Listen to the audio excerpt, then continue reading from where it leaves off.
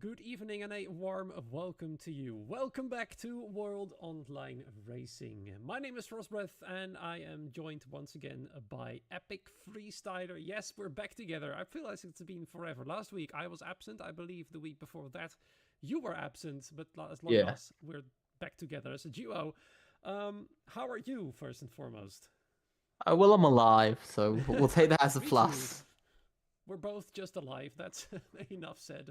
A quick look at the calendar, by the way, because the lobby's already getting underway with 19 drivers, one missing. We've arrived at round number 6 on December 16, as you can see right there. Hungary is upon us. Many people will say it's an ancient track, tale as old as time, but all we can say, it's a favorite classic of us, isn't it? Yeah, very much. It's always proven to have very good racing, and I think not a lot of people like driving it, but they do like the action it can bring. Exactly that right there. And I'm looking at the driver standings. I completely screenshotted the wrong standings. I just realized that is the console tier 2 standing. So Would you GG. like me to go through them? I'll actually really quickly make a proper screenshot. Apologies about that one, by the way. It just shows how sharp we are going to be tonight. Driver I mean, standings. I've done Right. that about 5 times, so Yeah, I mean, we're just humans after all. There we go. That's the proper standings for you. Leroy Brown is leading the standings at the moment with Conrad in second place, but he gained an awful lot last week by winning the race with Leroy coming home in P6. Then in third, we've got Exafox, who is now 47 points behind, but finished higher up than Leroy last week as well. But the points gap is already quite big, so I feel like I think we've both been saying this through, well, pretty much since round 1 already, that both Conrad Bohm and Leroy Brown are going to, aren't they? yeah, very much. As a reserve, it is shocking to have a reserve being a title challenger. I don't think we've ever seen this before. I personally haven't. Um, when I look at the standings, though, you see they're quite similar. That when it comes down to results-wise, but the man who has, of course, been number one in consistency, Leroy Brown, had a bit of an off week last week. His strategy did not work out for him. Conrad Bone, the drive to win is crazy. As he retires from the qualifying, maybe last the first. Oh yeah, he does. I remembered that. Yeah. Very, very much. One drive I would like to say about a little battle between, we've got 4 drivers going on here. Lucas Baisner, Lighty, Bogdan Moldova, and Tom 97, who all sit on 32, 33, and 34 points between them. That's yeah, that's a big battle. 4 different drivers up to 4th place, from 4th down to 7th, all in the difference of just 2 points. But you don't see this in real life at all, which is really sad, but maybe next year. Yeah, who knows?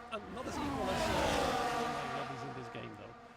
Lucas Beisler currently heading towards the first corner, actually the start-finish, I should say, as he's readying himself for the first hot lap of the night. He's already invalidated this one. Let's hope it won't happen to the next one. We saw Haas going a little bit wide in one of the corners right there, making way for somebody else. But here he goes, the German on his way, on the main straight. Let's see what he can do. Of course, it's quite high downforce setup type of track.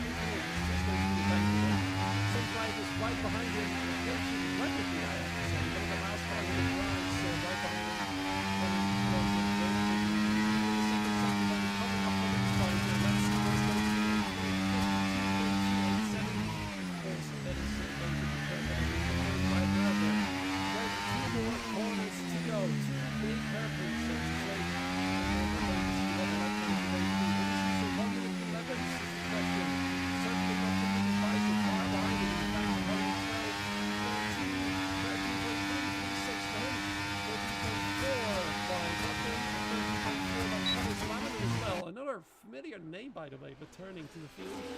Daniel got shot with a 13.2. And it looks like that is for now a little bit of what's been happening so far. By the way, I believe it's Thomas Lamon's first week back. It is, yeah. Yeah, because he's a new reserve. He's one of, I think it's our 3 new reserves for this week. And I think, do we have all 3? I think we do, actually. We have all 3, which makes 20 drivers, by the way. We have gone up to 20 now, as Exafox goes fastest. One thing you were saying about downforce is, of course, you know, yes, overtaking can be easier through the corners, but the one problem around this track, of course, is that there isn't really any straight that's quite that long. There's no straight where you can really make an overtake really early on.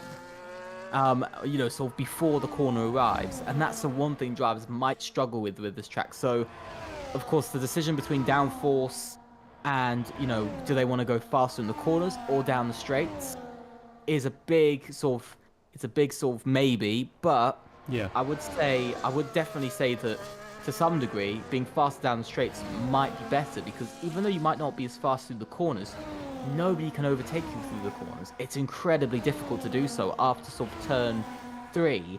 And so I think, you know, if you have the straight line speed, you might actually be dominant here.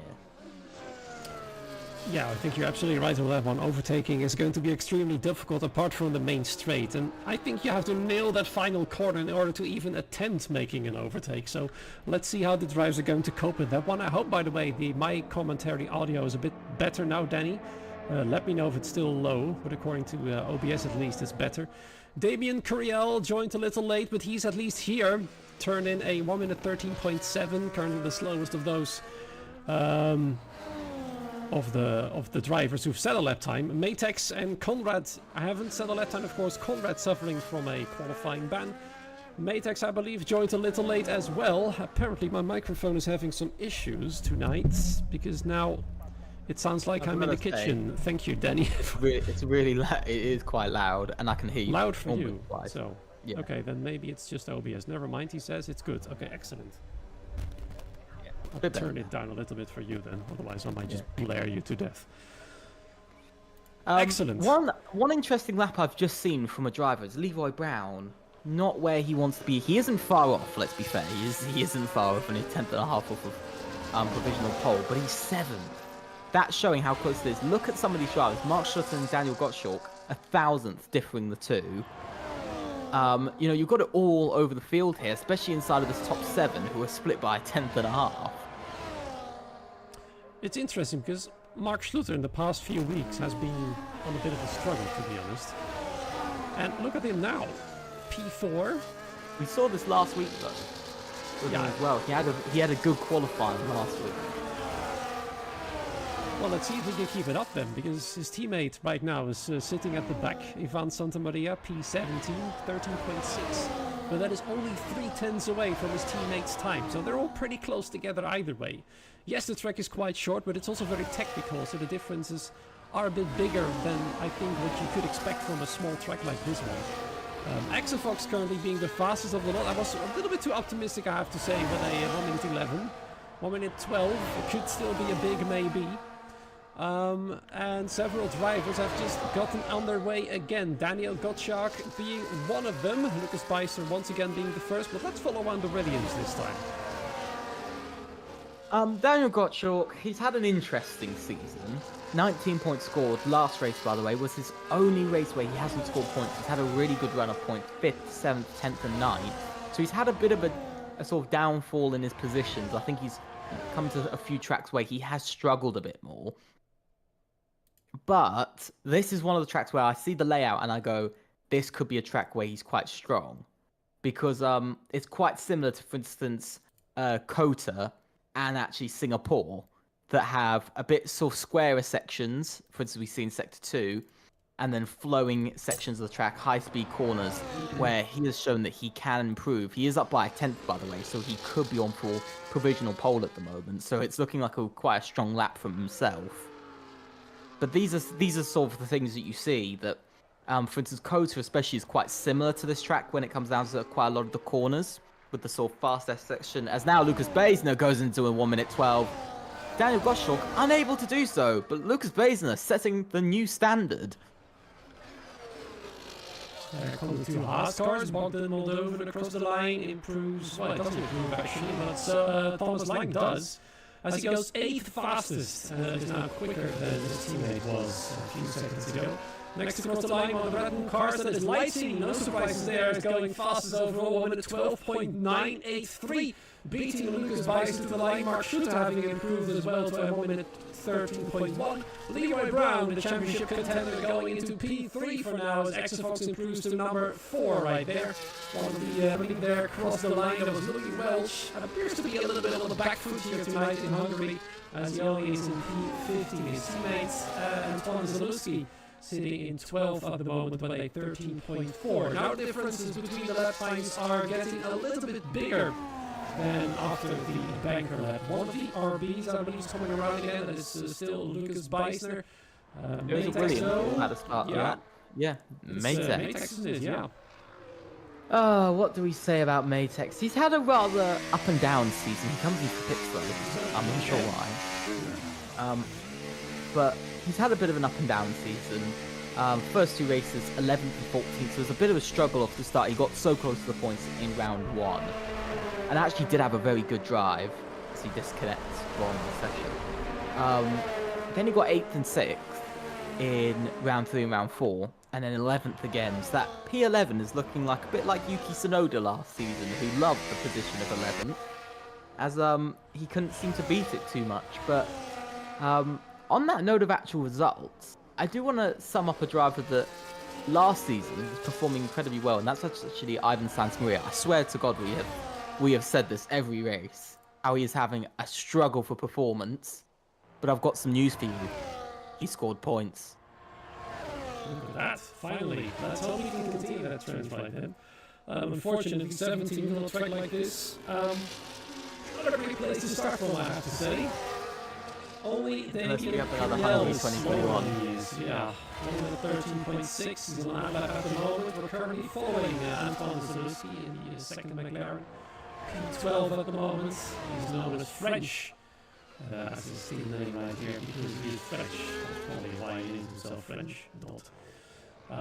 So let's find out if he can go any faster than this. Ahead of him, Thomas Laminen just started his hot lap, but I'd like to watch and see what Antoine can do. He was, I believe, Tier 4 champion last season, if I remember correctly.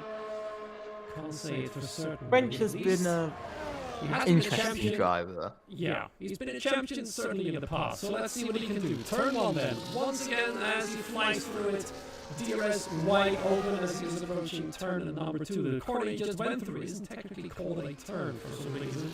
So let's see how he goes through turn 3 right here. Very much traffic ahead of him. All of them going quite slow, and let's hope he won't be impeded by it. A 10th quicker at the moment. That would currently bring him to, well, more or less the top 10, or at least close to it. A lot more time though is needed to be found as he is approaching again the sector number 2. And then we'll find out what position we can predict him to be in. Let's find out here through sector 2, looking quite steady, a little more steady than the bottom in the very first one. Do not go too wide here, otherwise the domination is quickly upon you. Just half 10th remaining right now. Lost a little bit then through sector 2. With 2 more hairpins to go, we'll have to absolutely nail with both of these. Otherwise he might be in trouble and not improve at all. He decides to continue on. This lap is still being up ahead to finish very close to all being there on the inside. Then across the line is down to P9 at 130.2. But I think there could have been more than that. Yeah, I very much agree. I want to say about the man French and how not only he's in 4 races he has achieved just 1 points finish, and that was the 2nd place in Great Britain, is also how he reminds me slightly of one man, Daniel Ricciardo from 2021. I'm not sure why, but he does. It could be the papaya car, but I think it's mostly. I think it's because he's had a few races where it's been sort of quite standard, you know, nothing special, a bit of a struggle here and there, especially round 1. I think we'll all agree to. But then he has this massive improvement in pace, for instance, in Silverstone in that round number 4, where he achieved 2nd place. Yeah, a bit of an up and down performance actually, but Lucas Bison now going fastest overall. His teammates coming back into the pit lane. Man's driving all their home laps to finish it. Let's see if we can find the next one to finish it. That's Boba and the Alpine actually going fast right there. Up to P7 he goes. 1 minute 13.148. Then next up is one of the Haas cars. It's not Thomas Lang, it's Bogdan Moldovan. He is still in P14 at the moment. There comes one of the McLarens, and there's Louis Welch. Out of nowhere he comes, and suddenly finds himself fastest overall with an almighty lap right there. Giovanni Lanzoni, then what can he do? As he goes across the line, that's not good enough. Stays in P13 for the time being. Next up the line is the one of the Mercedes car. That's Campbell Adams, replacing Tom 97 in the Mercedes tonight. What can he do to improve? He can't. He misses out by 13 milliseconds to go faster. Stays in P4. But Louis Welch, Epic. Where did he get this one from? I was actually looking at Louis Welch as you were saying about him. His first sector was about a tenth and a half down from Lucas Baesner. Then in the second sector, he actually found himself losing another 0.3. So he actually lost and then another, I think, 0.2 in the final sector. So he's, he struggled overall across the lap, especially in that middle sector and that final sector, losing half a second in his lap. But it's clearly shown that, even if you have a bad first or second run, that final those final few runs are really important. So I'm a little bit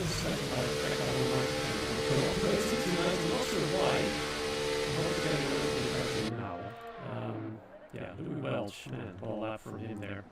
1 minute 12.938. It's only marginally faster than Lucas Bison, who's sitting in second at the moment. 3 drivers now with a 1 minute 12.9. Let's see if we can see a 1 minute 12.8 or maybe a 12.7.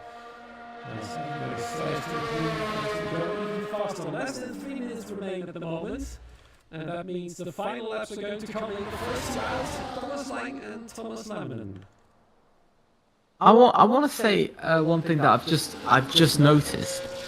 Leroy Brown hasn't been outraced by his teammate once this season, who is Tom 97, who is absent tonight. But Campbell Adams finds himself in front of him in qualifying, and the only time that Leroy Brown was out-qualified by his teammate for Tom 97 was actually last race. Wow. So indeed. Yeah. Maybe if Campbell Adams beats him, maybe we'll see Leroy Brown finally lose to a teammate after, a bit of a struggle. But his qualifying is far better here because Leroy Brown struggled to even get top 10 at first in qualifying in Zandvoort. So I think he's doing a bit better. Certainly is better. P5 for now. Not that far off provisional pole because it's just over 10 slower than Louis Welch is at the moment. Pretty much everybody is tracking the Apex is going right. But he's only doing a 1 minute 13.9. Oh, he's crashed out in turn 1 somehow. Sure happened there. Let's see if we can find some camera points. There are no. No. Which is for the one time that we need a car to be in sector 1, going into turn 1, the one time we don't have it. Yeah, it was quite empty right there. Only Daniel Belchak's going around right now, but I think Thomas Lang, which one do we want to follow? I think we should follow Thomas Lang for a little bit. Yeah, he's actually the one leading two of them. He's up by almost 700ths of a second. Thomas Lammen returns to tier, of course. He's in tier 2. But I'm not sure why he's returned to here. Possibly because more racing chances, more driving chances here. But a return of a famous man that has been around for quite a while in tier 3. As he crosses the line, he improves by a tenth and a half, but it's only P12. I know I'm sounding really disappointed about that. Yeah, you do.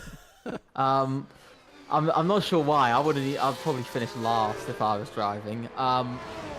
Super Slammin though, P12, nice, but it is still slower, by the way, than Lucas Baesner on his first run, or I believe the driver who went fastest on the first run. Because I've gotten it it's noted down. I've got it here, but he's about 200 slower than the provisional pole off of the first runs. Next up the line, Daniel Gottschalk, the first of those in the last run, apart from Thomas Lang and Thomas Lammen, Across the line he goes. What can he do right there for the Williams team? Goes up to P5. Then up next, one of the McLarens. It's not Louis Welch, it's actually French as he goes and stays in 9th for now. There's Bogdan Moldovan going up to P10. It looks like Louis Welch has invalidated his lap, so who can beat into the line? Lighty certainly can't because he invalidated 2. Everybody's struggling then on the final attempt, so is Exafox, can't go faster either. Who's going to try and beat them then? Tinter Nemo goes up to P12. Who next to cross the line? Is it Leroy Brown? Yes, it certainly is Leroy Brown. Doesn't go faster either. The track has devolved. Everybody has decided to go off the track, as has Mark Schluter. Goes into the mid lane straight away. Thomas Brown is still going around, but he's given up, of course, as he already has done his run. So who else is still on? It's Ivan Santa Maria. Can he pull a miracle out of the hat then? As he comes around the final corner. The Ferrari driver been struggling through the season, scored his first point last week. No, stays in P16. Then Lucas Beiser is also invalidated. What is going on here? That's the most anticlimactic finale to a qualifying I've ever seen. Yeah, it's quite odd. I'm quite disappointed by Ivan Santamaria there. His middle sector was actually really good. His first sector was pretty decent as well, but it looks like he's lost time in the first and the final sector. It's currently my data, it's telling me us in the first sector and about a 10.5 in the second sector. That's where he lost quite a bit of time from, for instance, what he could have done based off of his middle sector. As his middle sector was actually, I'm looking at this and I believe it was 3rd fastest. So he was actually really fast in the middle sector, 3rd to 6th fastest, it's saying. I don't know why I can't choose, but... Well, what could have been is not something that is going to be, because Louis Welch is the fastest one of the lot on track tonight. Lucas Beiser behind, Lighty and Campbell Adams on the second row, and due to time, we're going to show the rest of the results like this. With Conrad Boehm, of course, the main championship contender alongside Leroy Brown, starting all the way from the back. What do we think, Epic, that he can do from there? I think Conrad Boehm sits in a bit of a position where he just has to see what happens. He can't choose. This is one of the moments where, for instance, you might... Oh, it's rain. It's rain, by the way. We might have this for the restart. Who knows? But yeah, so I think for Conrad Boehm in this situation, he knows that he's going to drop points to Leroy Brown. I think there's almost a certainty that he'll drop points. Will it be big points? We don't know. But I will say, and I will say this, and this is quite an important thing, is that around this track, for instance, we've seen it with some drivers like, for instance, Max Verstappen in the past, Lewis Hamilton, all of these different drivers, even drivers like Esteban Ocon, Fernando Alonso. You cannot rush making overtakes around this track. You have to let it happen. Compared to some tracks like Jeddah or Bahrain, where forcing an overtake does work, especially around tracks like Jeddah, round here, it doesn't work so much. So for you, it's really about being smart with the making the moves, and probably the biggest thing is just letting the moves happen when possible. Exactly that, yeah. Just try and play the patience game, and then maybe some massive incidents happen ahead of you. The big, I think, upside is that starting on the rear is that you've got nobody behind you who can crash into you into turn 1. Unless you get an absolute flyer of a start, of course. We've got the tentative race start not showing to you right now, as everybody is trying to retire as soon as possible. I do know that the lobby is going to be entirely remade. I nearly forgot about that. Hopefully the echo is now permanently fixed. For some reason, OBS is not cooperating with me tonight. I hope that will be better next week. And the volume should be a little bit better now. Trying to do everything in my power. Maybe my microphone is starting to give up after almost 11 years. Could be a thing, that. I'm not sure how you haven't thought of this before, but you know, well, I mean, it's OBS. Maybe it's time for a proper one. Well, this is a proper one actually, but you know, you're gonna get one from Hollywood. Hollywood, wow, wouldn't that be something? Yeah. So yeah, I think in that case, it's all about it. Let's just hope not for 2021 Hungary. Let's just hope that doesn't happen. I do think that the drivers are gonna be more spread out than they are currently.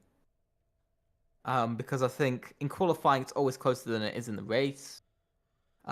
Strategy though can go multiple ways. I think really it's one of those races where it's a bit more sort of touchy feely. You gotta feel your way around each and every lap, and I think it's the same for us as well. Sadly, Yeah. Let's see what they are, what both us and them are going to do right there. The lobby is currently being remade, so we are currently able to rejoin it already.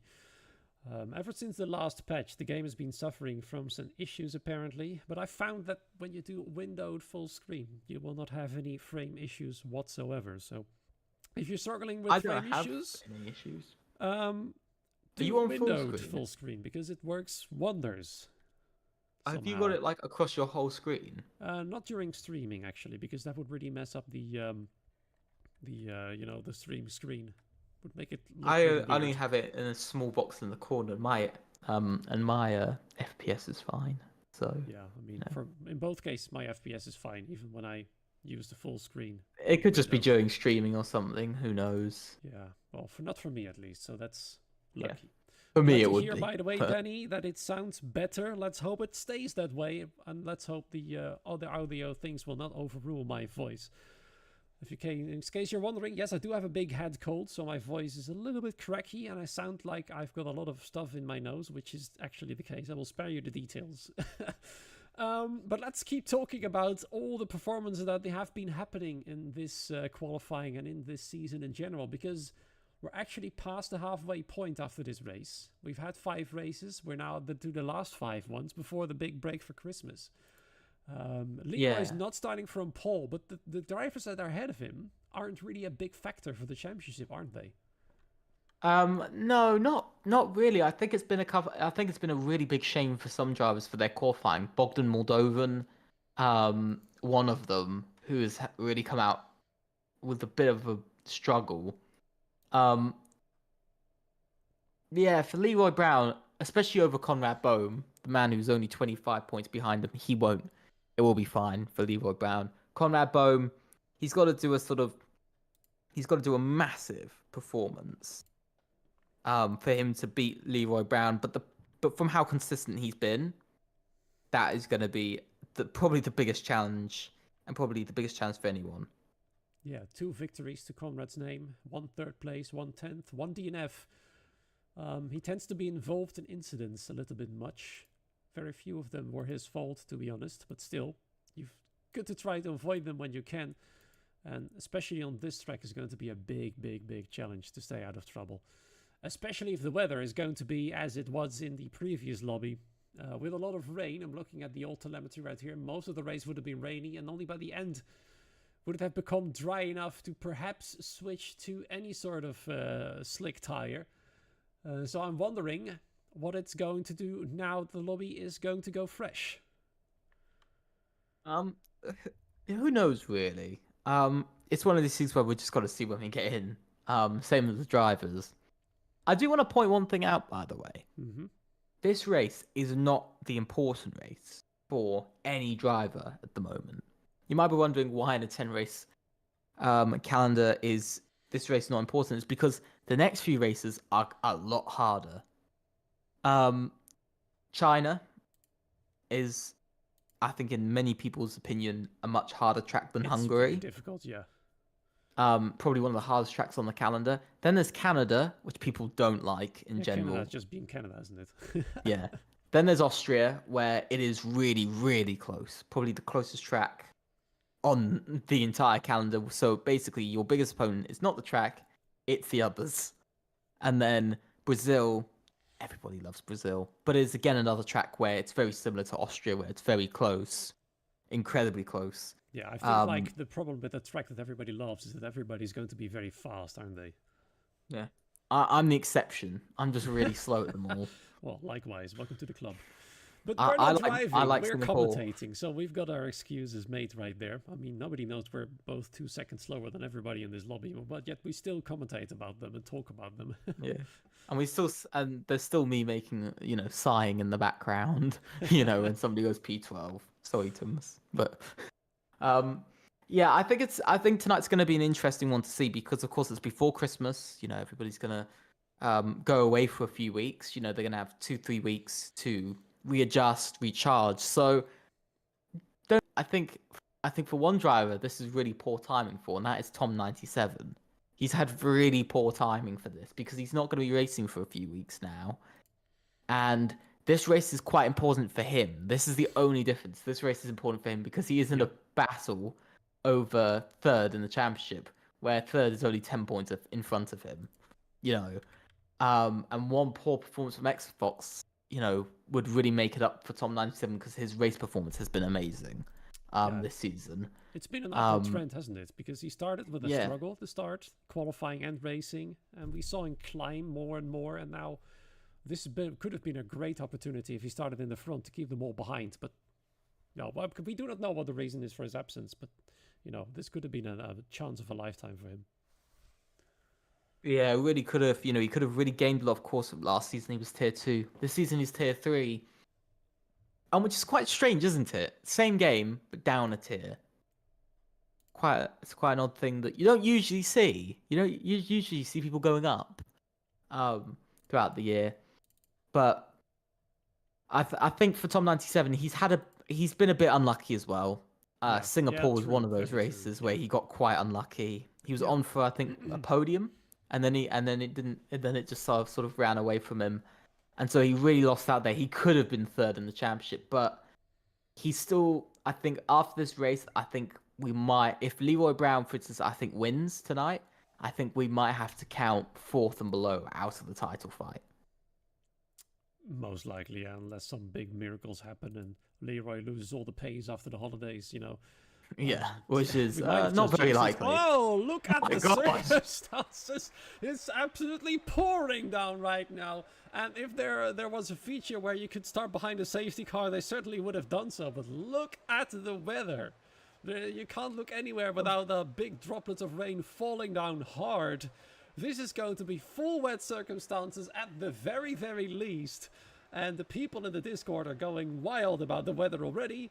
Lewis Jones is all ready to watch them all struggle big time, saying, let's go. Maytax doesn't know what's happening to him right there. Well, let's see who's going to be benefiting most from this. Could this be Conrad's moment? We know Daniel Gottschalk, for example, is very fast in the rain, and he's starting quite far up. Leroy Brown has had his ups and downs in this kind of circumstances, so I'm really, really looking forward to the race right now and see what happens. We're looking forward to it now that the drivers are going to suffer. Yeah, we like them suffering now. Yeah. I think the drivers have really come off unlucky here because it was originally meant to be drops of rain. That's all we saw was bits of rain, intermediate conditions. Many drops of rain. Yeah, and more than many drops to some degree. But yeah, I think it's one of those things, isn't it? It's one of those days where they haven't come off lucky, really. Yeah, I'm watching the reactions to the Discord still. Louis Welch has decided to end all things already before we have even started. I believe Thomas Lamina was about to say something as well, but he decided to think better of it. We're just waiting for lights out right now, and then we'll see who's going to struggle and who's going to shine here in the messy, rainy track in Hungary. Already difficult to overtake. Now that there's no DRS on the main straight, it's going to be even more of a challenge. So, could be a benefit for those in front, could be a nightmare for those in the back, unless, of course, they're really, really quick in these kind of conditions. But the full wet tires, we all know, they aren't really working brilliantly, not in real life, not in the game either. So, I think they'll try to switch to the inters as soon as they possibly can. But right now, I don't see it happen, them starting on the inters. That's not a thing, I'd say. No. I think if they did that, we'd be questioning whether they are the actual drivers who are meant to be racing. There we are then, 3, 4, 5 red lights. Louis Welch from pole position. Can he keep it in these tricky circumstances as they all slide off the line with a lot of stuff flying up already and so much spray out from all of these cars. But it looks like Louis Welch, for now at least, is going to cover it unless Lucas Bison can outbrake him. It's Louis Welch actually outbraking himself. And there goes Lighty ahead of both of them, but Lucas Bison gets a little bit more traction as they head towards turn number 2 right there. Oh, more struggles, bumping into one another. Of course, that is inevitable in conditions like these, but still they decide to go side by side all the way through corners right there. Some more cars going wide. That was the Mercedes of Campbell Adams. Leroy Brown sinking through the field as well. Bogdan Moldovan making up a little bit of a position right there. Up to P6 already. There comes Daniel Gottschalk, the Rainmaster of Tier 3, who's starting on the intermediates. Let me quickly swap to the tire details. Already many drivers actually, we completely wrong about it, have started on the intermediates. Bogdan has started on the full wets. We cannot tell you yet which tire is quicker at the moment, as we just only just started with the game at least. Things in full wet conditions. Leroy Brown made up a position against his teammate Paul Campbell, not fighting for the championship, and he knows it, allowing his teammate past. But Leroy's already got quite a sizable gap for a lap 1 there to the top 6. But so far, I'd say so good. Quite close, I think. Drivers are having very mixed conditions. Got a bit of racing over 5th. Bogdan Moldovan and Exafox go for a bit of a move. Louis Welch got a little bit racy off at the start, didn't he? He went a bit wide into turn 1, or quite wide. He was completely off the track. And then he nudged into the back of, I believe that was Lucas Beisner, who then ultimately hit into Lighty. Lucas Beisner just disappeared, hasn't he? He had a 1.3 second gap before the end of lap 1, and as Welch's teammate Tom Zalewski has gone into the pit already, so a bit of a kerfuffle already in the midfield. You can see here Lighty and Daniel Gottschalk going side by side. Daniel trying to go up into the podium places, but he's going to have to slide around the outside, literally there in turn 3. Now he's at least got the inside line, but maybe Lighty carries a little bit more speed. He does. Goes up the track, but somehow they managed to do it without any contact, which I think is very commendable indeed, especially through these 2 corners. They both go off, and there is Bogdan Moldovan trying to take a little bit of a benefit right there from the fighting happening ahead of him. He's got those full wet tires, but he's not yet making the most of them. It looks like those inters are working quite well in these tricky conditions. Boba currently out to the 8 on his Thomas Lange, Van Santarelli with full wets, and Thomas actually switched to the full wets as well. So it's still anybody's guess which tires are faster, but I feel like Epic, they're very close together in performance, aren't they? But I think the wets are slightly slower, I'd say, at the moment. The wets are definitely slightly slower. I think the only thing that we're seeing is the rear grip.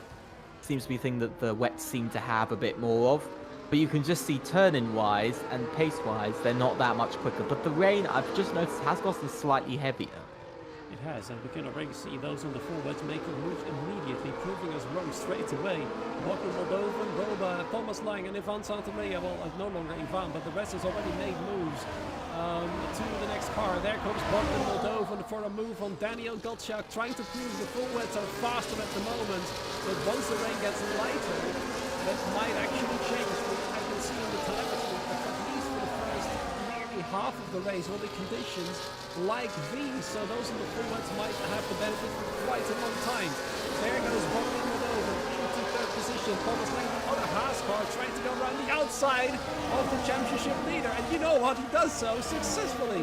So 2 Haas cars are on the move. They've definitely discussed together which tire would be fastest, and at least for now they are pulling off a Canada 24 for the same team, as they are doing quite brilliantly indeed, as he closes the gap to Boba, who in his turn is right behind his own teammate. I wonder if the Alpines are going to do a swap, because maybe Xbox is realizing that Boba's formats are working a little bit better right now.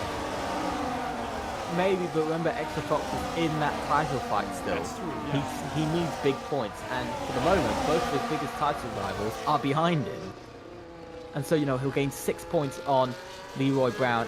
Oh! Got massive moments further back.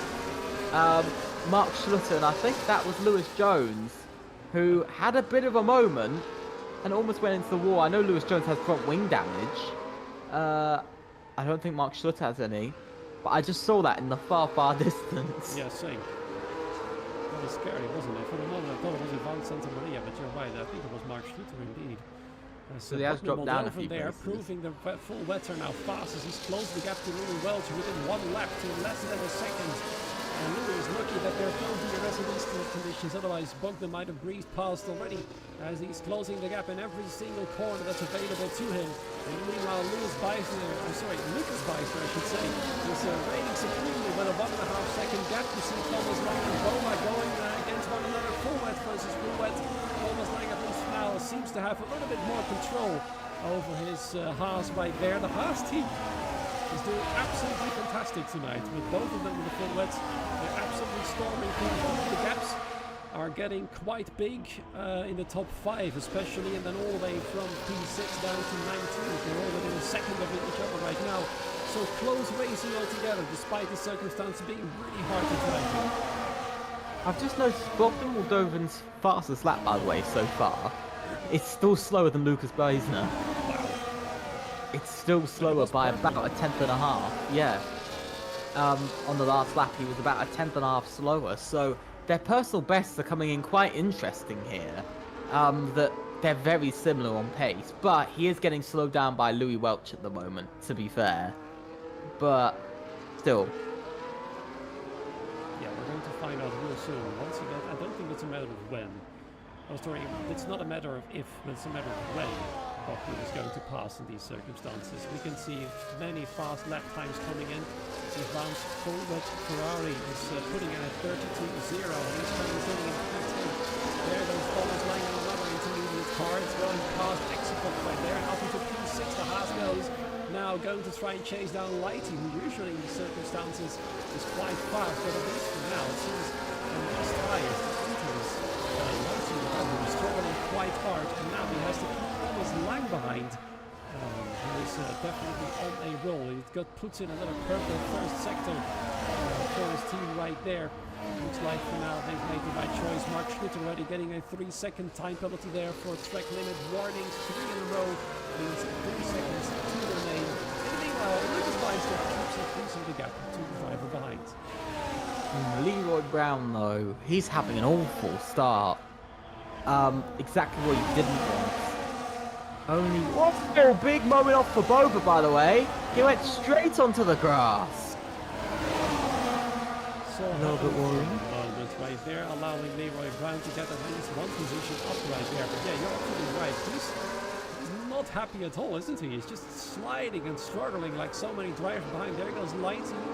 He's suddenly losing a lot of positions. What happened to the Red Bull right there? It's turned into even more of a nightmare for him. No damage, at least visibly, to the front wing right there, but he's dropped an awful lot of positions. Bogdan Moldovan, though, has still not passed Louis Welch. Daniel Gottschalk has called back up. Might there be a swing in tyre performance already then? Yeah, the rain is decreasing, which I think is why the intermediates are starting to get faster again, and why Bogdan Moldovan isn't able to overtake Louis Welch as of yet. And also why Daniel Gottschalk has also been able to catch up. I do think Louis Welch is struggling altogether because he's lost 7/10 in the last 2 laps to Lucas Beisner, and that is just growing and growing even more for this lap. That's already grown by about 3/10 this lap. So Louis Welch is he's really struggling. Yes, yeah, this is the moment for Lucas Beisner to go to the podium, because he's still fighting hard. There goes Boba, another 3-second time penalty there for another driver. 2 or 3-second time penalty drivers with each other at the moment. Boba, of course, having had that big moment a lap ago, might have contributed to his amount of warnings collected. He should be removable. But there goes Ivan Santamaria. He started from, what was it, P16, and he finds himself in P6 already, and now 1.3 seconds behind the Haas of Thomas Lang. He could potentially be on for the top 5, unless, of course, the circumstances improve, which will cause his full wets to fall off very quickly indeed. Lucas Beisner was just a second faster than his previous lap. It's getting a lot faster. The track is starting to dry out. There's not as much rain, but my list is saying this rain goes to about lap 15 to absolute latest lap 18. Yeah, I can see the better forecast goes in the middle. I believe it's set to not too perfect, but to approximate, I think. So it's still a bit of a guess to swap tires, but those will have to swap tires. Leroy Brown is going to try and go around the outside of Exafox, but just a little bit too late to make the move. Exafox breaking too late, then into the corner, allowing Leroy Brown to really get back to side-by-side conditions right there with him as they approach the chicane. No, the move cannot be made yet by the championship leader. He's got Lighty right behind him, once again trying to find his rhythm. But as I said, those are the full wets. We'll have to pit first out of all of these drivers, otherwise they'll fall behind massively, won't they? Yeah, really. I think this is the one problem that maybe for instance, the two Haas have found themselves in, haven't they? Conditions are getting better, and they're on the tyres that are meant to be for the most extreme conditions. That advantage hasn't really lasted long enough for them. And I feel like that's the reason why so few drivers these days pick full wet tyres, because if at any point the circumstances improve, which usually they will, the full wets are no good anymore, and then you're pretty much screwed. And if you decide to stay out of those hard tyres, sorry, the full wets, as Tim Tonino tries to get past Giovanni Lanzoni, Red Bull versus Sauber right there, side by side into turn 3, who's going to come off better. It's for now at least Giovanni. The team is not giving up just yet, but it has to be for the time being. But as I said, very few drivers pick the full wets, because only when the race remains in full wet for all race, as Saubers fight one another, it's going to be beneficial. Otherwise, you're pretty much screwed anyway. Maybe you stay out until dry conditions are swapped in winters. And that is starting to clearly show, because Bogdan Moldova is almost a second behind now. His teammate Thomas Lang also catching up to him. Ivan Sazmir also catching up to him as well. Remember, that was a 1.5 second gap. That's now down to about a second. So things are changing. Fast, yeah. The spray is getting less. The rain is getting less intense as well. The telemetry is showing only 2 more thundercloud icons right there. Only 1 now, in fact, as I was speaking about it. And the rain chances are going to decrease into about 20% in 45 minutes time. We should be by the end of the race. Dry conditions coming up right there as Lucas Bijsten goes even faster now into the 1:29.0 and a 4-second gap to Louis Welch. Mark Schluter in the meanwhile, crashes into the pit wall somehow as he tried to enter the pit lane right there. I'm not sure what's going on with the German right there. I wonder if he's going to retire then after that unusual incident from him. In the meanwhile, championship leader versus Exfox right there as Leroy Brown appears to find a rhythm on the inters, which are working better and better. He does get past the Haas indeed. Haas going a little bit wide there, allowing Light to close up a little bit more. But Leroy Brown back up into 7th place as Mark Schluter retires.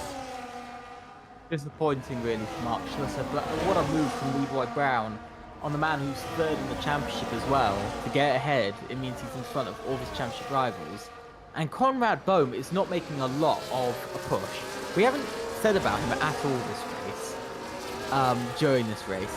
He's struggling, 1.1 seconds behind 13th, and he's still far away from the top 10. Yeah, he was lucky for a moment that the Saubers were fighting hard. Both of them are ahead of him, but yeah, I just saw him just sliding through the corner. Oversteer, there he goes, wide again. Not conditions he really likes, it seems, even less so than Leroy Brown. He starts to find his rhythm as Conrad just doesn't find the rhythm. And luckily for him, Leroy's for now. Whoa! Nearly goes round. Oh man, we might have totally jinxed him right there. Talking about his struggles, making it even worse as he now gets approached by Matex really rapidly. But this is not helping him whatsoever. The only saving grace, as I was about to say, is the fact that Leroy for now is only in 7th place, scoring only 6 points as Ivan Santamaria overtakes Thomas Lang for P5. Those are the hearts and now of their own. Ivan is now going to try and catch Bogdan Moldovan, who's in a world of his own as well.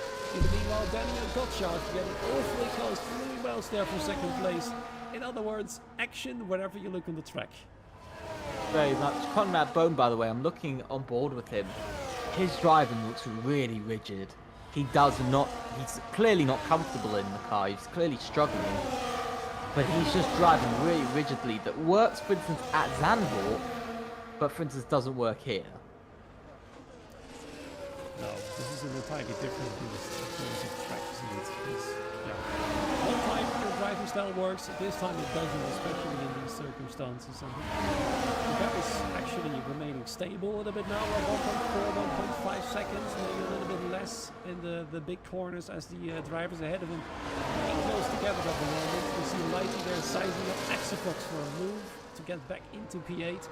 But of course, he would have liked a bit more from this race than that. And as he was fighting in the top 5 a few laps ago until the incident that somehow caused him to drop. We see drivers then pitting for the intermediate tires. They've got no choice. Both Haas cars, in fact, are coming in. Thomas Lang approaching the pit lane really slowly to make sure those double stack strategies are not going to cause him even more harm. then those forwards have already done him, allowing the championship leader to grow up into P5. And he's suddenly all over the back of the Ferrari of Ivan Santamaria, the man in the Ferrari who started off really, really well on those full wets, but no longer so. And now he's getting hounded by a silver arrow from behind. So I wonder whether Ivan is going to pit next lap as well. I do suspect that he will. But he is only, by the way, 2/10 off his personal best. He's not too far off, but he is struggling, and he is definitely slower than Leroy Brown.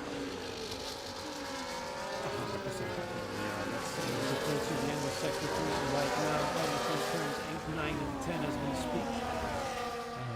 He's got a choice to make. Is he going to follow what the Haas cars have done and come out in the P15, 16 or even worse than that?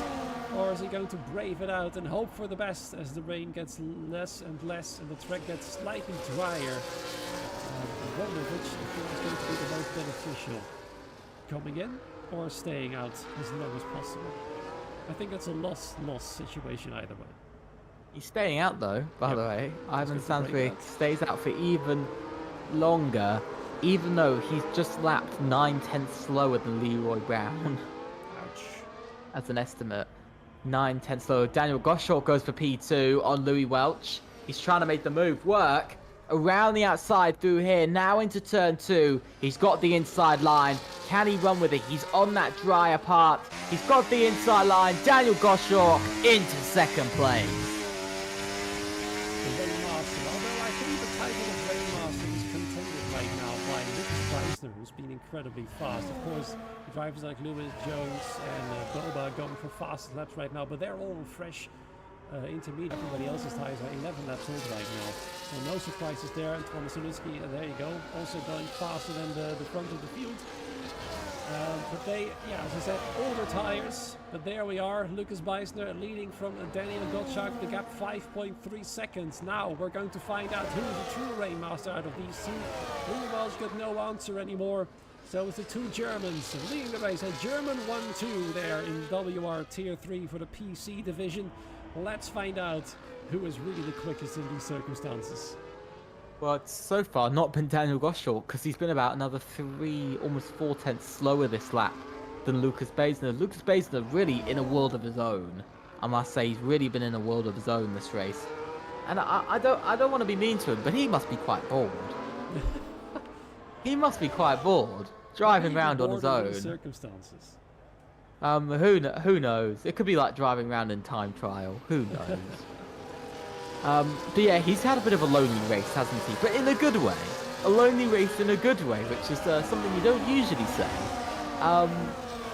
Yeah, you could just see he's clearly having quite a nice day. He's still, by the way, he's improving on his previous lap again by about 2/10 in the first sector. So Lucas Beisner's not done for today.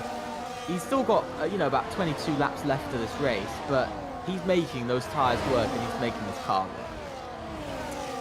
I think he's hoping to be fair, he doesn't have to stop. Because right now the drivers who have already stopped are going very fast. I'm not sure what the difference is between the lap time and the lap time of the cars that are fresh into the air. But I feel like if they had stayed for the entire race, they would have had to come in for a fresh set of intakes. Right now it's going to become dry by the end of it. But nobody is exactly sure when it's going to happen. It's somewhere between now and 30 minutes. The telemetry at least says. So becoming a lot of engineers hard at work right now to figure out what's the best strategy. Ivan's strategists have certainly thought that staying out on those full wets is best. Until this lap, because there he goes in the box already. Going well, drifting through the pit lane into the corner right there. Into the box he goes for a fresh set of mediums himself. Those full wets are no longer working properly at all. And he's going to lose out big time there. Well, one of these things, isn't it? He risked it. It didn't exactly work, but he will come out in front of Thomas Lang, though, which is important. Lucas Beisner, by the way, set a 1:20. I think it was 28.1 or 27. And the new runners are doing 1:26s. So there is quite a bit of a difference in time, so we'll have to see as the race goes on. But remember, those two drivers doing that. Whoa, Conrad Bowe! Oh no! had a moment. Is it wing damage? I currently cannot see. No, it isn't. He's just had a spin. He's just had a spin, but I think, if I'm being honest, being blunt, I think that's his hopes of catching Leroy Brown sort of done for today. Yeah, he needs a safety. Well, pretty much sums up his race so far, hasn't it? Yeah. He's never liked driving that car. All throughout this race, he's struggled. Qualifying, of course, he had that qualifying ban, so we'll never know what could have been. But, of course, the qualifying ban, to get one himself, that's quite a big mistake to make. You know, it's not easy to do in WOR. But he did it. And so, of course, difficulty. Let's see, is he going to tire? Is he actually going to stay in this race and keep fighting? I think now that he's lost so much time, he might as well swap to fresh entries and see what happens. I think it's not a bad idea, actually. You can gain some ground right now, potentially, when he is, and he finds some better ones on fresh tires than on those old ones. But it looks like it's mostly his car. Because we've seen it throughout, haven't we? We've seen it throughout this race from start to finish. I've got nothing to lose. Yeah. Might as well try. We'll have to see where. I think his chances of beating any championship rivals this race are out of the chance of catching Leroy Brown at all, especially off of his amazing pace and his amazing catching speed that he had last race. I think that's all going to disappear this week, as the gap should return to 37 points. Slightly less than I think it was last week, at the beginning of last week. So, the moment, the gap for Conrad Bohm, not really helping him out in any sort of way. Absolutely not, no. With this few races left, with a 37-point gap, he's going to have to average, I think, 10 points-ish, or something like that per race to catch up to Leroy Brown in order to have a chance at winning the championship. Damien? Yeah, he would have to do, yeah. I think he'd have to do more than that. He'd have to do about 14 points per race. While chaos happening with Axa Fox has been overtaken by Campbell Adams, Thomas Laminin, and nearly Tim Perino as well. He's finding it more and more difficult to keep the car on track. We've seen him struggle as well. Oh, almost taking himself and Laminin out of the race right there. Salva really wants to get past. Look at this, struggling hard. Okay. Hello. Are we back? Okay, yeah, you're back. Excellent. I was just saying that I thought your mic had died.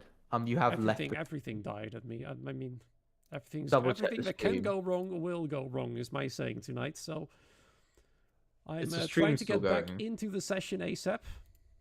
Not sure what happened right there. Yeah. Well, it wasn't long, so I mean that's a plus. But yeah. One thing that we are currently seeing, Campbell Adams into the pits, Giovanni Lanzoni, Matex also in. Nobody is coming in. There isn't like how it is for in the dry. Nobody, usually, you see a big group of sort of, at least 8 drivers coming in, 6 to 8 drivers. We're seeing sort of 2-3 drivers slowly sort of trickle in, aren't we, into the pit lane. We're slowly seeing them move into the pit lane. Why is Campbell going to the full west? Yeah, I'm not sure. I'm not sure this man has knowledge of F1. Maybe a mistake. I think it's a mistake in the pits, but I think it's a costly one and one that could be race-ending, really. Especially because he was on for points and now he's not. This is interesting because several drivers are thinking that going for another stop is going to help them. Right now the top 8 is still going around. We're about the halfway point in the race. The moment of dry tires is ever getting closer, but nobody knows when exactly. So the big question is, will they continue on, or will they also swap for fresh tires? I wonder. I think we'll see drivers like Lucas Baisner, Daniel Goshawk, Louis Welch. They'll all try to stretch this stint out because, Louis Welch has 8 seconds back to Leroy Brown. He's got a massive gap. And we see Thomas Laminin and Exafox think it's time to come in. So both of them are now in. Thing is, I think we'll be seeing the dry tyres come out maybe in the next 7 laps. So it's quite a long way to go on the intermediates. The intermediates can go a full race distance.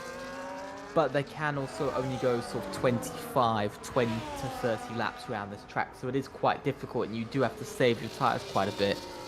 But talking about the leaders, Daniel Gottschalk starting to bite, or starting to sort of close down that gap, shall we say. Down by 7 tenths, by the way, from its peak, 7-8 tenths now. Daniel Gottschalk really finding quite a bit of time out of Lucas Basin. It is all of a sudden, isn't he? It's quite a sudden difference. Louis Welch was keeping up with him all throughout when the gap was still about 5.3 seconds. Now, though, it's slowly increasing as Matex gets another 3-second time penalty to his name. In the meanwhile, Thomas Lemon on those freshest intermediate tires, overtaking Boba, who's had these inters on for quite a long time right now. 11 laps old already. Same goes for his teammate Exafox as we get a yellow flag. Don't tell me that's Conrad Bohm again, isn't it? It is! He is at the same corner again. He was mowing the grass right there. This is a nightmare for the championship contender. And there we go. The top two have decided to come in.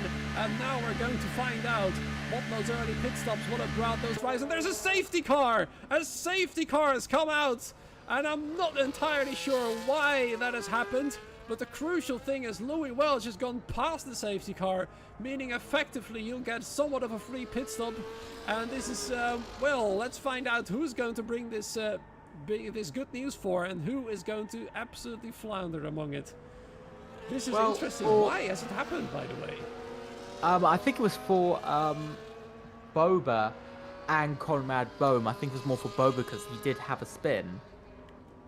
Oh yeah, he's got no front wing left. Yeah, so I think that's why. Bit of a feeble reason, but we run with it. But in this case, Lucas Basin, Daniel Gottschalk actually has kind of gotten away with this, haven't they? Because they were coming into pits as the safety car came out. Yeah. And so they've essentially had an entire free pit stop, and you can see that they're now right behind the guys who haven't stopped. Yep, I think the top four is not going to be too happy with this because they've yet to come in. And yes, of course they are ahead of the safety car, meaning the gap will not shrink that much yet. However, I'm not sure if they can retain this sort of lead they're having right now. Certainly Leroy, Lighty and Tim won't have it. Louis Welch got quite the sizable gap. Let's find out. I'm certain he's going to come in right here. He's got no choice, I think. Otherwise he's going to struggle hard at the safety car restart. There he goes. In comes our race leader right now, Louis Welch, for a pit stop. Leroy Brown is certainly going to follow suit. There he goes, slowing down a little bit. Lighty Tinternemo, of course, doing the same thing. And Lucas Beisner, as predicted, goes round. There goes Louis Welch. He's going in the box right there, switching tires. Fresh inters go onto the McLaren. And now we're going to find out which driver is going to be leading the race. Is it Louis Welch or Lucas Bison? Of course, it's going to be Lucas Bison. It always was going to be. But then, second place, who's going to claim it? Daniel Gottschalk just barely pips Louis Welch to the safety car line right there, taking second place and retaining it for this race. And now we're going to find out who's going to be best at the safety car restart. Yeah, this is interesting because Lucas Basin has gotten a complete free pit stop, same as Daniel Gottschalk and Louis Welch. But kind of everybody's gotten that, haven't they? The top sort of, the top sort of 6, 7 haven't really changed. Even the top 8, I would say, haven't really changed. But this has been a massive and big and sad moment for instance, drivers like Bogdan Moldovan, who have gained 2 places from it, but not a lot, really. No, but I still think they're somewhat happy with this, because that means now they can at least catch up to the top drivers again. Of course, they started on the full wets. Bogdan, Ivan and Thomas, they're still driving together. They were kind of alone-ish, far away from the top 10, I believe it was even. And now they're here. They're going to close the gap rapidly as the safety car is holding them all up, of course. It's going to allow everybody with a fresh shot at points. And could be the saving grace for Conrad as well, but he's still only P16. And since he's been struggling all this race, I'm not entirely sure whether he can fight through the field even with this safety car. You know what I'm just noticing that I'm really surprised by is how sparse the pack has been. They're really far apart. Yeah. Of course, some have pitted early, some have pitted quite late, some started in the full wets, had no choice but to pit already. Everybody was already deciding to pit, and then the safety car came out, and that was perfect for the top drivers right there. Lap 21 we have right now. It's still pouring down, but not as hard as it was anymore at the start of the race, when the full wets were actually a little bit faster. We saw it happen. Then, of course, the conditions improved.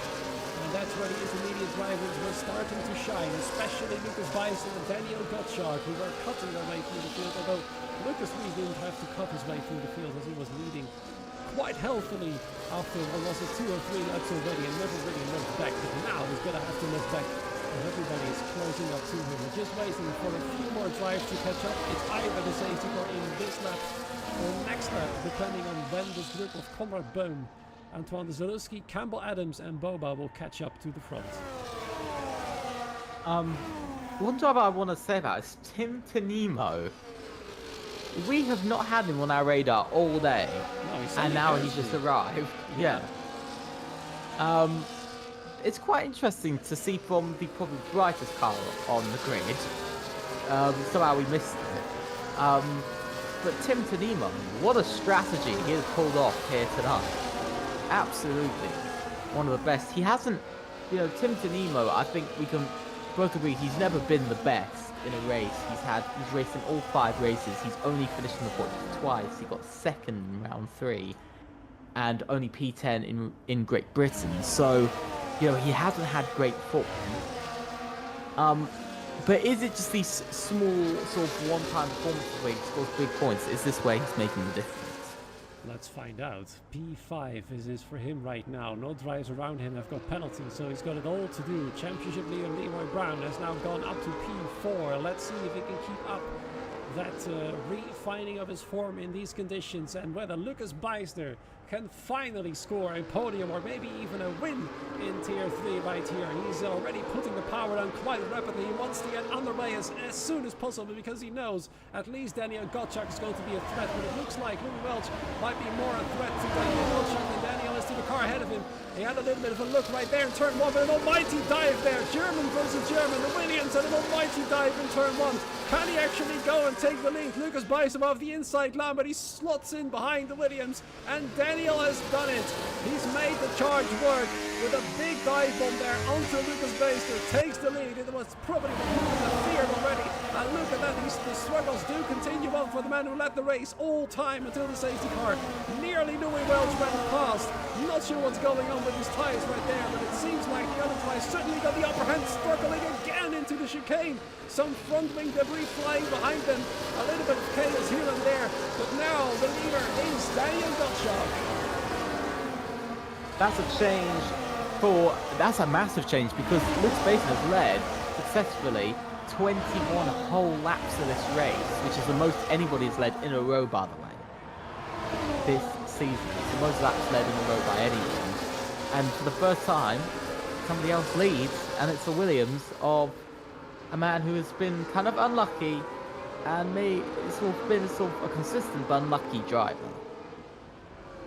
Yeah, of course, Singapore is where he shone, and he shines again in the same sort of conditions. The German leading the race, 23.7, the fastest lap out of all of them so far. So good for him, but he still's got a long way to go. Lighty now, trying to fight with Tim Tonino. Into turn 1 goes the Red Bull, as Tim Tonino Sauber is a little bit of a ghost right there. And there comes another Sauber then of Thomas Laminen, trying to go around the outside of what is now his temporary teammate. Side by side, the Saubers still go. Let's see who comes up best.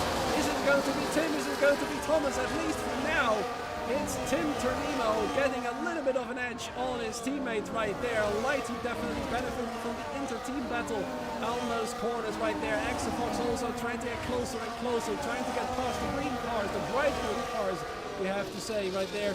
But so far, looking like Tim has got the edge in Thomas. And now we're going to find out who's going to be the stronger of the lot. In the meanwhile, Leroy Brown closing out to Louis Welch through the middle sector, trying to get back onto the podium and make the pain for Conrad Bohm even more hurting right there, as Conrad is still struggling at P16. But it looks like at least his top 4 is trying to shake themselves loose from the drivers behind. This is an important moment, because Leroy Brown has found himself on the back of a podium when he hasn't really had the pace for it. and he hasn't really been there at all. And now he's fighting with Louis Welch, Lucas Brazner, and Daniel Goshawk over a win. How does it do that at all? It seems like it's No got something... clue. Magic. Oh, there goes Thomas Laminen with a big dive bomb, nearly losing control of the car, but somehow keeping it on the asphalt right there. And he's fighting again with his teammate in exactly the same corner, in exactly the same position. Side by side in turn 3 they go again, but it's still Tim Tolimo coming out on top. Thomas might be the faster man right there on the straight, but Tim's got it covered on the rest of the track, and that is crucial for the Finn right there as he retains P6, but the question is for how long, because Thomas is all over the back of him. The champion of 2 seasons ago is absolutely trying to make his stamp once again in Tier 3. It's not working just yet, he's only in 7th, but he's definitely trying to make it against his teammate right there. So far though, Tim having the upper hand, but just barely. Oh, and again, Thomas Laminen getting a little bit throttle happy there, sliding through some of these fast corners at the end of Sector 2. Oh, it's getting a little bit racy, and we talk about racy, it's Louis Welch. He's going to try and make a move around the outside of Lucas Pacer. He's put Lucas Pacer out of line. Oh, he's gone a little bit deep into the final corner. Hasn't given him the best of exits. But Louis Welch getting very racy, I must say. And Lucas Bison, yeah, he was comfortably leading and even creating a bigger and bigger gap to these drivers that he's now in the middle of. But suddenly he's crashed into us. He seems to have vanished a little bit.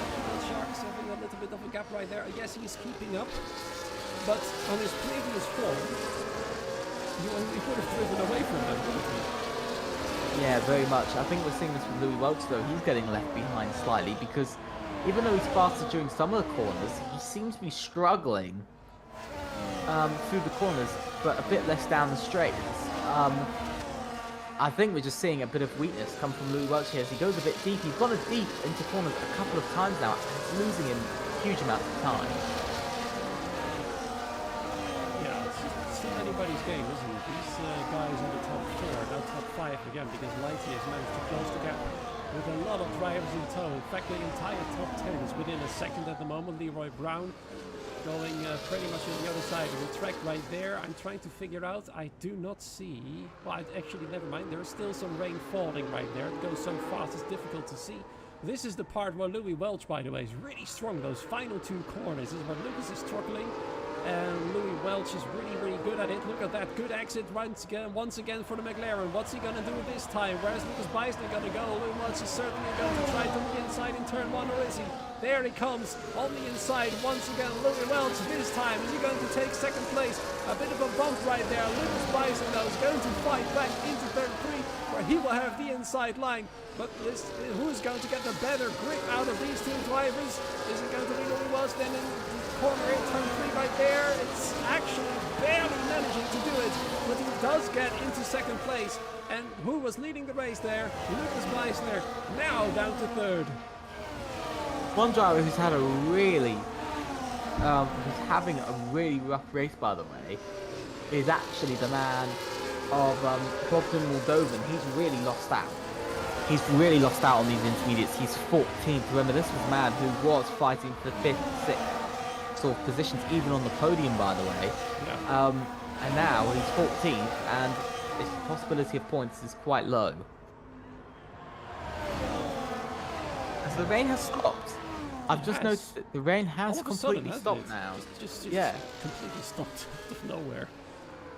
I don't think that's how weather works, but... Usually it doesn't, no, but you know, this game, I know. Ivan has already switched to the mediums, and Thomas Laminen has already also noticed the rain stuff. He's going in straight away, but to be fair to him, the track does look quite right, doesn't it? Oh, Ivan Santamaria just had a bit of a moment. It's still a bit slippy, I think.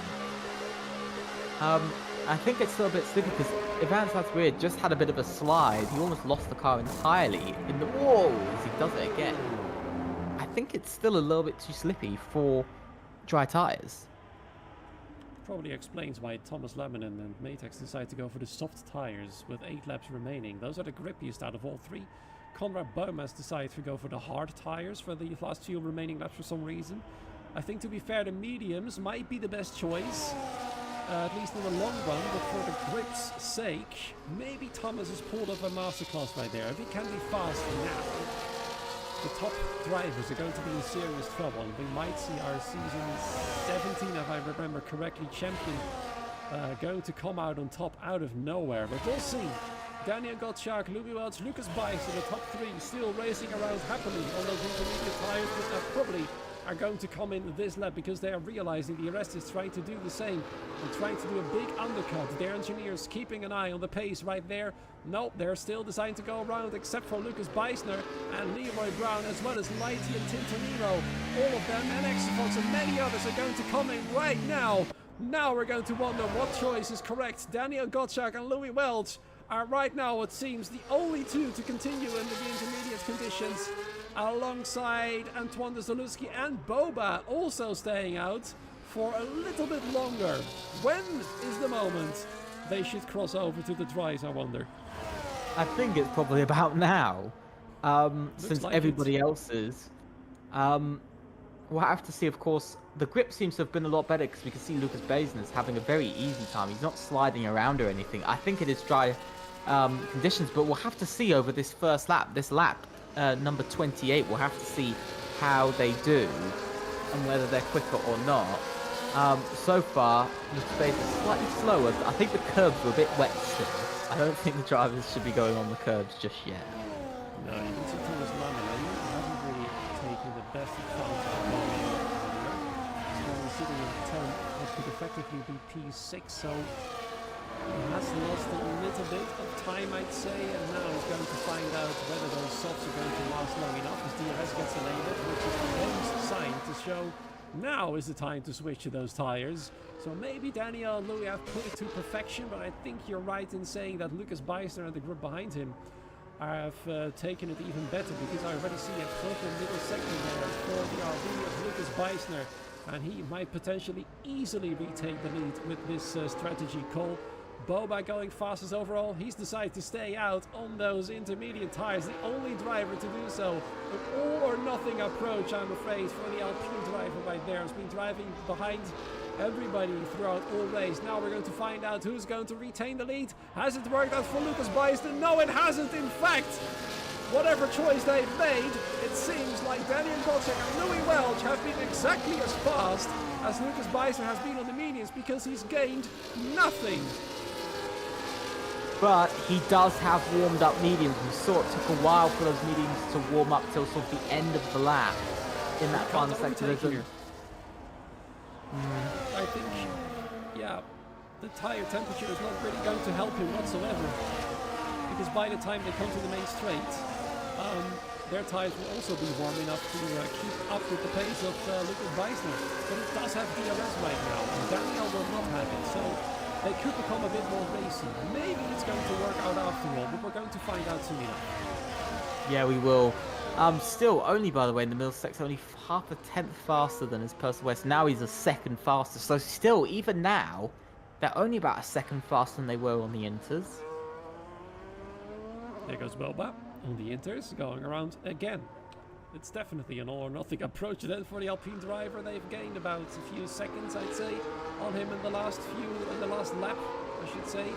Louis Welch now and Lucas Beisner with DRS, as well as the drivers behind. Look at those fast lap times coming in already 2 seconds faster than the fastest time on intermediate times. And Boba is probably going to regret it big time, because very soon he'll be absolutely swarmed by these drivers from behind. Unless he can make his Alpine as wide as humanly possible. 8.9 seconds now, and there's still 5.5 laps to go. I don't think he's going to last there, I'm afraid. You've also got that penalty as well. As well, that, yeah, too. Oh. Conrad Bohm retires. Oh, this day, I think, has been definitely his worst. By far. It's a big shame for the championship as well, but for the driver especially. He was trying to do everything. Might have been a glitch switching to those hard tires. I'm sure it's not what he wanted at all, because with so few laps to go, going to hard tires would not have been a conscious choice, I have to say.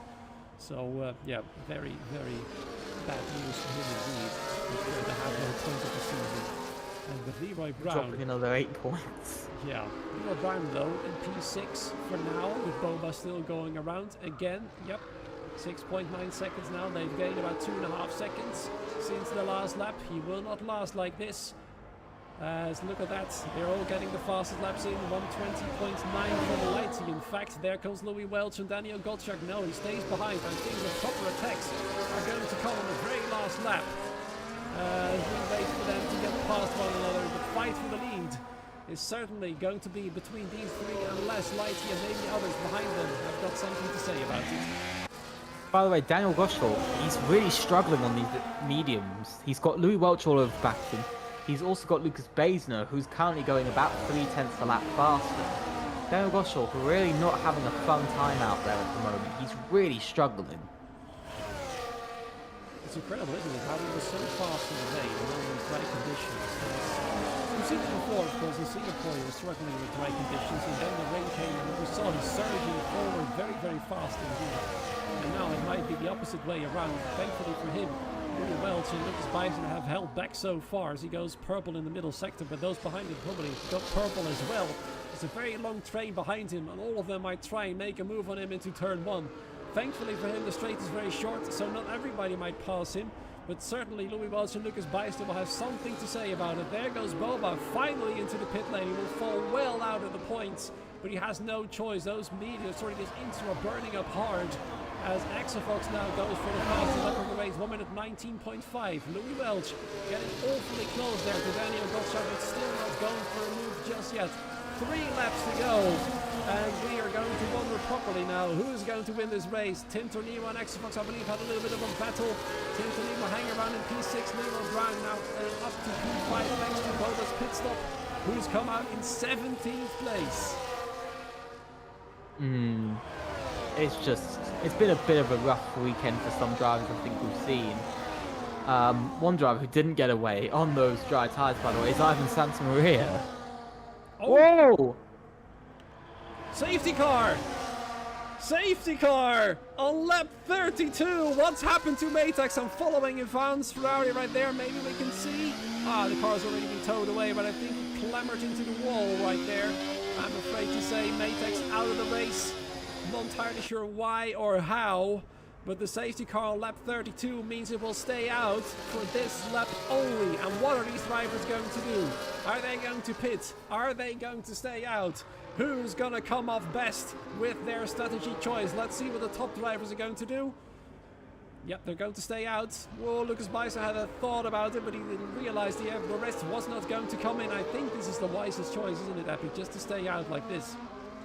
Yeah, very much. But that means we will only, the latest we can get racing onto lap, we'll be getting racing onto lap 34. So this will only be a very short, sort of 1.5 lap safety car. I think it'll actually only be this lap. Yeah, that's it. It will only be 1.5 laps long by the end of this lap. So we'll have 2 laps of racing remaining. Some drivers have decided to go for it anyway, because what do they have to lose? Boba will at least regain some positions by this safety car. But those drivers in the back want to have the freshest soft tires of all. But I wonder how much they can do with that on a track like this. Especially because these drivers have only been on these tires for about, what, 5, 6 laps? Yeah, exactly. They're not that old Might yet. be difficult. Yeah.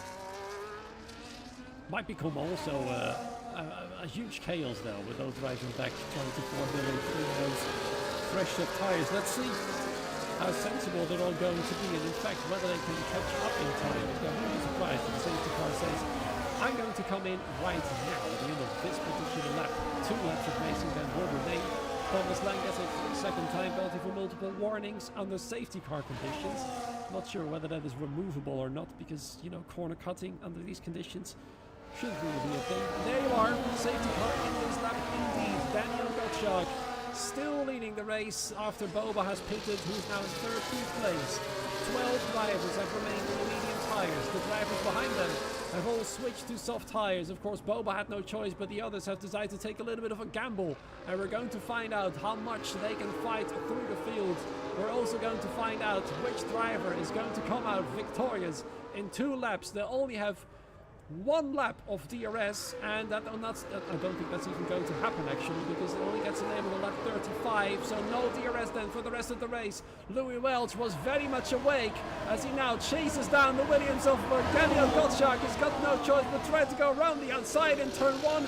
Can't make it work just yet. In the meanwhile, behind Lighty and Lucas Beisner, as Lucas Beisner is about to lose a podium again. Is he gonna try and stay there? He's gonna do it all, I'm afraid to say, to Lighty, but Lighty is absolutely fighting hard for position as he takes third place. They both go off into the wall, slamming the front wings up. Their wheels tangled, and there they went into the wall. Both podium hopes, I'm afraid to say, have been lost, and once again, Lucas Beisner will miss out on the top 3 spot for what feels like the 1,000th time in this tier. That is just the worst of luck possible for a driver, it really is, and especially with only 2 laps left. That was so unfortunate. Now Leroy Brown, it's luck for him though, isn't there it? he goes. Onto the podium, he can continue his really good podium. Oh my god. Lighty's very unhappy about what happened, trying to desperately save his race as everybody tries to get past. It's absolute chaos in the final 2 hairpins. The Red Bull of Lighty being a moving obstacle right there as he has to go wide. He's got no choice but to let them pass, otherwise things are going to be very ugly and very dangerous indeed.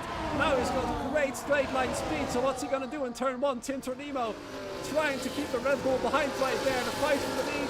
Well, it's Louis Welch leading from Daniel Gottschalk. He's got a brilliant move done right there. Is he going to take it then for the McLaren team as he strides away from the Williams? Leroy Brown has managed to get into 3rd position. It's Lighty still somehow retaining P5. The absolute chaos that is happening right near. It's absolutely insane. There they go again, nearly taking out Exafox. I'm not sure what the FIA is going to think about this move happening right there, but Exafox is certainly not going to be happy about that one either. It's absolute chaos in the midfield right now. See, LPs are going literally through one another. There's Giovanni getting a 3-second time penalty. A bad day for Red Bull then. Exafox now getting ahead of his teammates, quickly swooping back then to the front of the field with the 2 leading drivers having stayed out of trouble in this race. And Louis Welch, while struggling in the rain, has managed to claim it at last here in Hungary as he goes through the final corner with a masterclass right there. Louis Welch is going to win in Hungary. Daniel Gottschalk will have to settle for 2nd place, but I think he will be delighted. Leroy Brown will be thanking the injuries on his shoulder for 3rd position. Tim Tornimo then in 4th. Exafox in P5. Lewis Jones finishing in P6. We haven't seen him all race, and suddenly the only remaining Aston Martin finds himself there in that 6th position. Man, what a final few laps. I just want to say, Conrad Bowe might be kicking himself slightly, especially the fact that there was another safety car. Yep. I'm certain he will not be happy with that.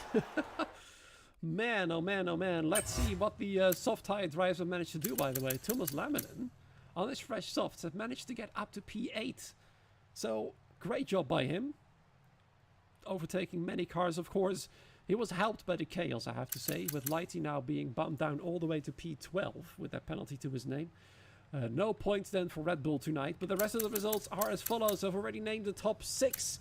Then Antoine Zalewski, P7, Thomas Laminen, P8, Bogdan Moldovan, P9, then Campbell Adams in P10, Ivan Santamaria just missing out on points, but with the fastest lap of the race in P11. Lighty then bumped down to P12 with the penalty. Thomas Lang P13, Damien Carril in P14, Giovanni Lanzoni P15, Bobo with a load of penalties in P16 right there. Of course, Lucas Beisner, with 2 laps down apparently, has been gotten seriously unlucky, of course, with a big collision with Lighty, missing out on a podium once more. And then, of course, Maytag's Conrad Boehm, Mark Schluter not finishing the race. It's disappointing, especially for Conrad Boehm. But what a day for Leroy Brown. A championship turnaround, wasn't it? Today it was looking like he'd maybe gained only 1 or 2 points at the start of the day for Conrad Boehm. And then he's turned it around to gain 15 points over him. Incredible. That's...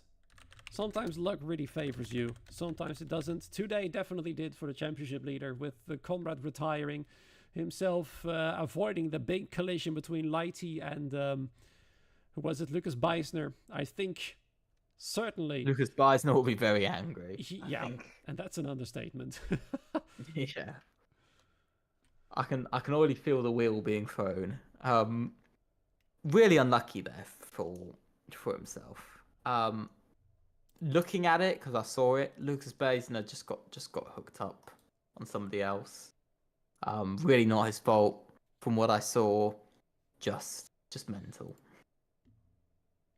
Yeah, I mean, it was so close to getting a podium right there and just, again, missing out on it. I'm watching his results right there. Yep. Still waiting for the podium, being P4 in Las Vegas, I believe, being the best result of the season so far. But, it's still not happening for him. And I think today was his best chance by far, especially at the first half, first 2/3 of the race, where he was leading with such comfort. Then, of course, the conditions changed. Of course, not much he could do about it, but then the collision with Lighty completely ended his podium aspirations, and that's just a big shame. Yeah. Waiting for the interviewees, Louis Welch, Daniel Gottschalk, Leroy Brown, to hopefully give us a bit of insight on what they think happened in the race and their thoughts. I don't think we're going to see any of them. No, they haven't replied yet, unfortunately. Louis saying he's got dinner. Lou. That's We've the all latest got dinner dinner. I've ever seen. I've got dinner. I'm waiting for dinner. Really? Wow. That's such a late dinner, man. 9:30. Yeah. Nah. Look at us just talking about dinners, trying to find out whether they're going to have an interview. Daniel also declining. I do find it funny as an excuse of I have an exam tomorrow. Fair enough. It's like, yo, 3 minutes gonna cost you that much. That is true too, yeah. But Yeah. everybody to their own, I'd say. Yeah. So yeah, I think you're right. We're not gonna get somebody for an interview here. We might try to interview one another, but that's not really going to help anybody out tonight. So I think we're gonna have to call this a wrap then. Yeah, sadly. I mean, I think tonight, if I was to tell you where I put tonight's race, I'd probably put it as maybe our second most full race of action. This season or in general? Like out of the calendar so far, that we've had out of the 6, out of the 6 races, I think that's the second best we've had so far. Yeah, I mean, I think that's fair, especially with the rain and then the final 2 laps, of course, being chaos, as we were expecting, kind of, because league racing and the final 2 laps after a safety car with racing is always cause for chaos. Let's keep it at that. Thomas Lang wanting to interview his disaster class, but